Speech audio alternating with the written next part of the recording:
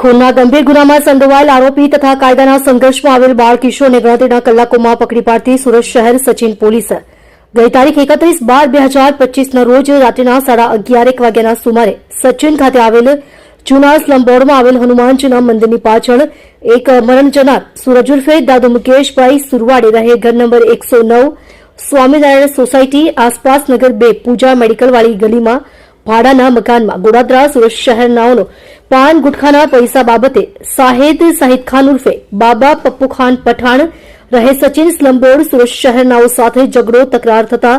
સદર ગુનાના કામે આરોપી કમલેશ ઉર્ફે રાજ દિલીપ રણદેવે રહેવાસી સચિન સ્લમ બોર્ડના ઝૂંપડામાં સચિન સુરત શહેર તથા કાયદાના સંઘર્ષમાં આવેલ બાળ કિશોરનાઓ એકદમ મુશ્કેલાઈ જઈ મરણ જનારને ચપ્પુ વડે શરીરના અલગ અલગ ભાગે ગંભીર ઇજા પહોંચાડી સ્થળ પર જ મોત નિપજાવી નાસી જઈ વગેરે મતલબનો બનાવ બનેલ હોય જે બાબતે સચિન પોલીસ સ્ટેશન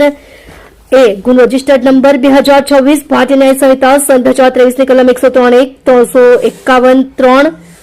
352 54 3 5 તથા જીપી એક્ટ કલમ 135(1) મુજબનો ગુનો રજીસ્ટર્ડ કરવામાં આવેલ છે. સદર ગંભીર પ્રકારનો ગુનો બનેલ હોય જે ગુનો શોધી કાઢવા સારું police inspector Shri PN Vaghela નાઓની સૂચના અને માર્ગદર્શન હેઠળ અને સર્વેલન્સ સ્ટાફના પોલીસ સબ ઇન્સ્પેક્ટર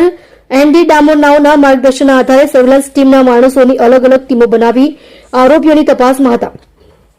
દરમિયાન બાતમી તેમજ સર્વેલન્સ ટેકનિકલના આધારે સદર ગુનામાં સંડોવાયેલ આરોપી કમલેશ ઉર્ફે રાજ દિલીપ રણદેવે રહેવાસી સચિન સ્લમ બોર્ડના ઝૂંપડામાં સચિન સુરત શહેરનાઓને ગુનાના કામે અટક કરી તેમજ કાયદાના સંઘર્ષમાં આવેલ બાળ કિશોરનાને ડિટેન કરવામાં આવેલ છે.